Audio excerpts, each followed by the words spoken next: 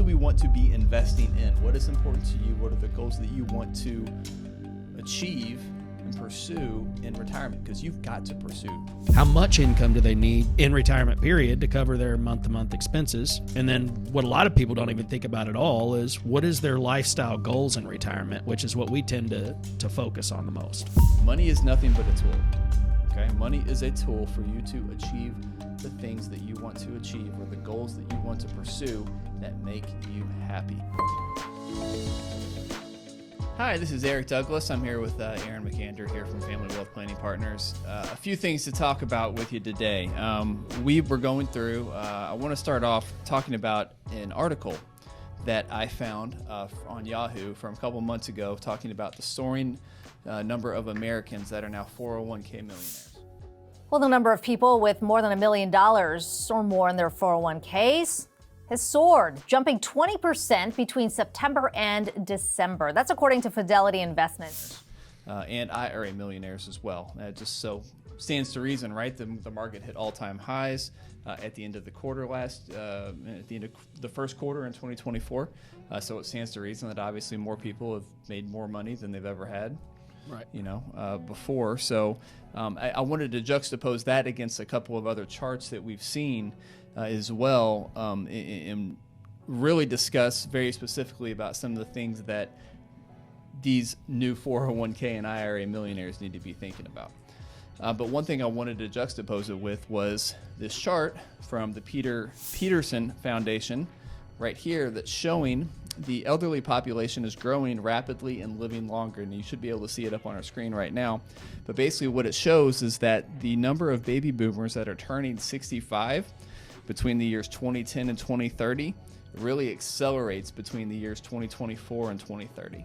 So over the next 5 to 6 years, you're going to see a record number of baby boomers. I mean, this is when the majority of the baby boomers are going to be turning 65 years old. 65 years old, I'm using that as kind of the benchmark for when you retire, right? As that usually tends to be, you qualify for Medicare, obviously, right. and that's kind of the age that most people earmark for retirement. So we're seeing a couple of things happen simultaneously at once. We're seeing a record number of baby boomers that are turning 65. At the same time, we're seeing a record number of 401k and IRA millionaires. We've done shows before about the number of Americans that actually utilize financial advisors or financial services being paltry, just being extremely, extremely small. Mm-hmm. And so really we wanted to juxtapose some of these figures to talk about some of the things that these new 401k and IRA millionaires need to be thinking about. Do you have anything to add to that? Yeah, well, a couple things. One, it's been easy for their entire career to just save in a 401k plan. A lot of 401ks offer company matches, right? And that's one of the biggest benefits, if not the biggest benefit to be able to participate in it, is to be able to get the quote-unquote free money. If you put money into the plan, you're getting the match. So it's coming right out of the paycheck, and these 401k millionaires now nearing a retirement have been in an accumulation phase their entire life, but the one thing that they're not thinking about at all is the income phase.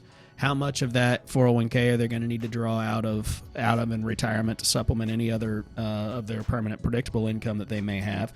How much income do they need in retirement period to cover their month-to-month expenses? And then what a lot of people don't even think about at all is what is their lifestyle goals in retirement, which is what we tend to focus on the most. Yeah, and it stands to reason. Most people, when they go to retire, don't always have something to retire to. Right. And so you think about the things that you're going to do in retirement that are going to fill up your time that you want to invest in. One, I strongly encourage most retirees to start thinking about those things, because we have a lot of conversation with clients when they come into our office that have not considered some of those things. They're not considering what they're going to fill up the 8-9 hours a day that they used to spend working. Now they're sitting at home. There's only so much TV you can watch. There's only so much golf you can play, right? So what are the things that you want to invest in? What are the things that are going to make you happy? Along those same lines, Edelman Financial Engines did a study, and you should be seeing it up on your screen right now, talking about the aspects of life that you feel like you underinvest in. And I found this chart to be, everything else kind of was leading into this chart, because this was extremely, extremely interesting to me. Because when you look at all Americans and all the areas of life that they feel that they underinvest in, it's typically going to be the things that you think most people would find most important to them, which is interesting, right? Most Americans feel like they're underinvesting in, well, making money and building wealth, but doing things you enjoy, pursuing your passions. Most Americans, or 38% of Americans, feel like they are, 33% all of Americans feel like they are underinvesting in their health, which is extremely important when you go into retirement, because as you get, obviously older in age, that's really all that you've got. That you talk about, being rich versus being wealthy. You can define rich or being wealthy as, as based on how much money you have, but in reality, it's based on the level of health. Health you're not bringing that with you. If you retire at 65 and pass away at 67 because you're not in good health, you can't bring it with you. That's not a successful retirement, right? Right. I would also add, investing in your spouse, investing in your partner, investing in your romantic relationships, wherever they may be. Most Americans feel that they underinvest in that. And what was interesting is you juxtapose that with, this was a study done by Edelman Financial Engines, which is a much larger firm than ours.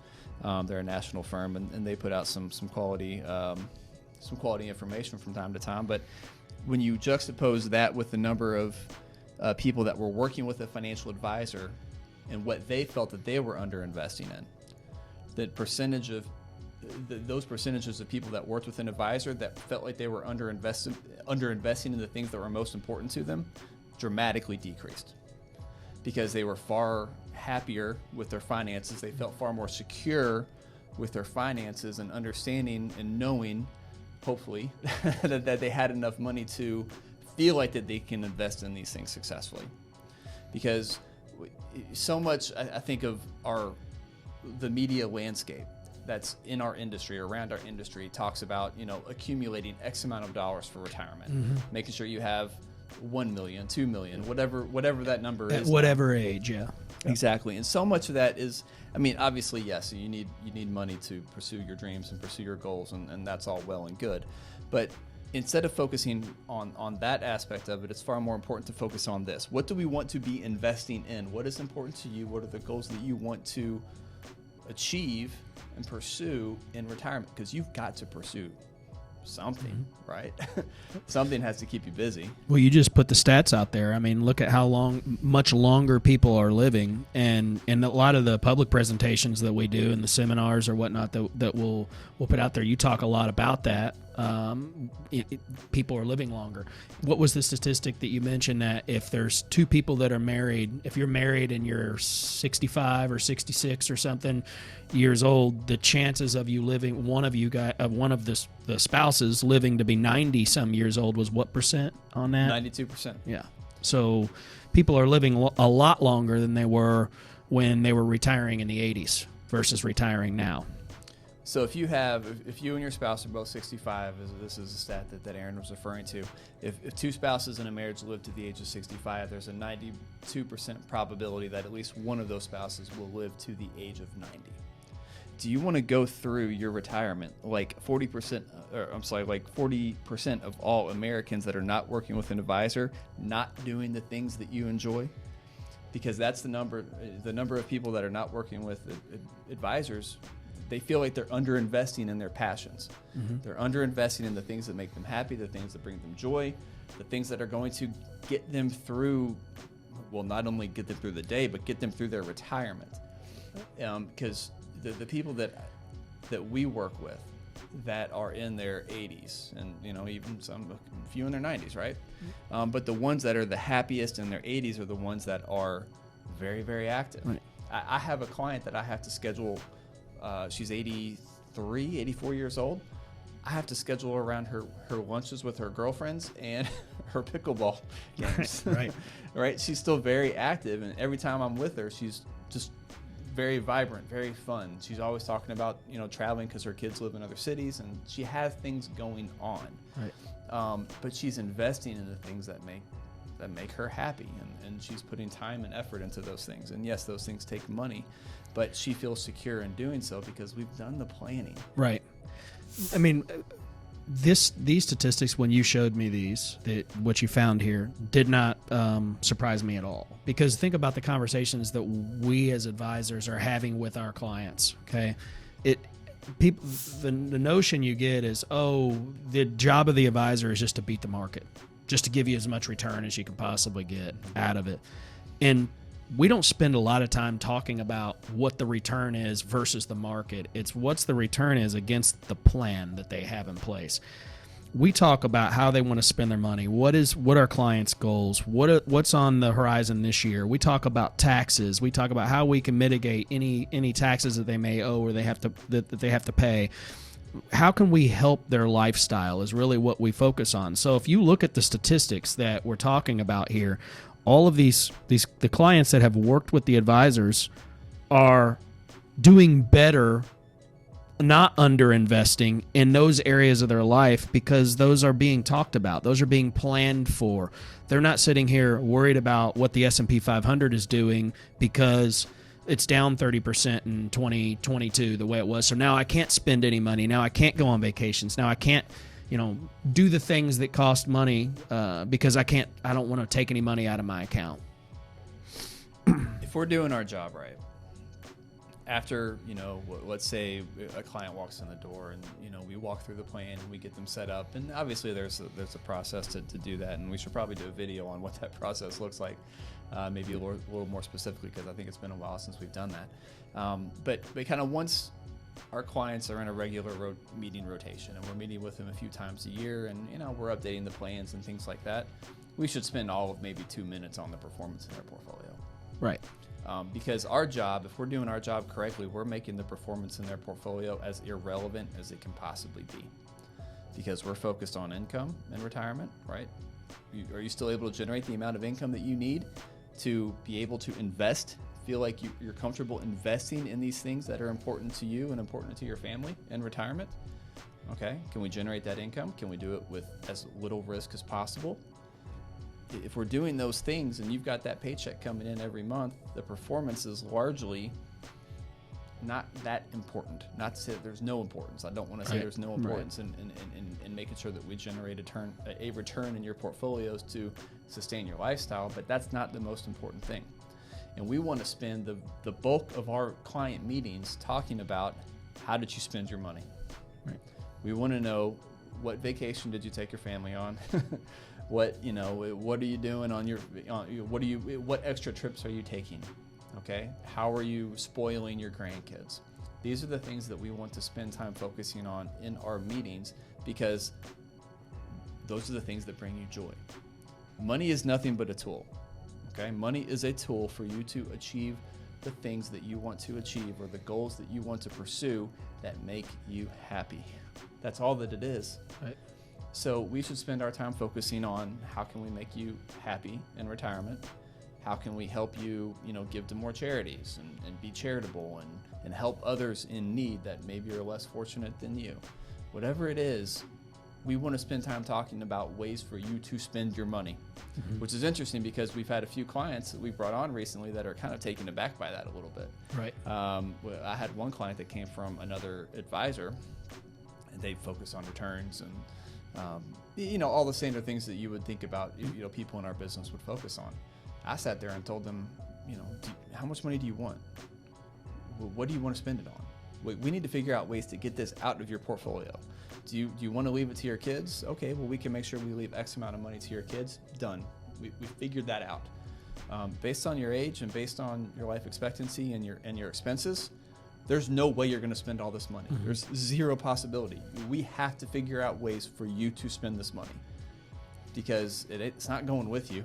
Right. It's not going with you when you're gone. Yep. Your kids are going to be taken care of. We've already set aside enough to make sure that your kids are well taken care of. Let's figure out ways for you to spend your money. That's always a very fun conversation for us. Right. Another thing that I think that we're looking at these statistics that come to my mind is, you've got record number of people nearing retirement, age 65 and older, and you've also got a record 401k highs in terms of the high balance millionaires that we've got, more 401k millionaires.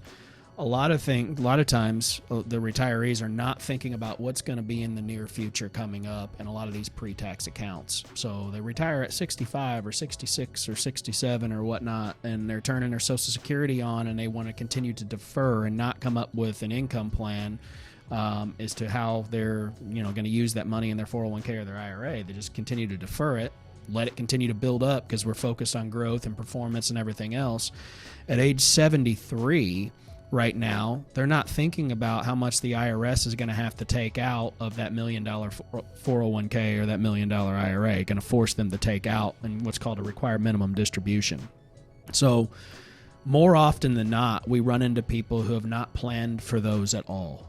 So, an RMD at age 73 with over $1 million balance can significantly cause a taxable event that is not in the best, not favorable for the client. They cause their Social Security income to be taxed at a higher rate and everything. So they're not thinking about that at all in terms of what their distribution plan would look like, planning for their income at all, potentially doing some Roth conversions down the road before they, go into get in towards retirement.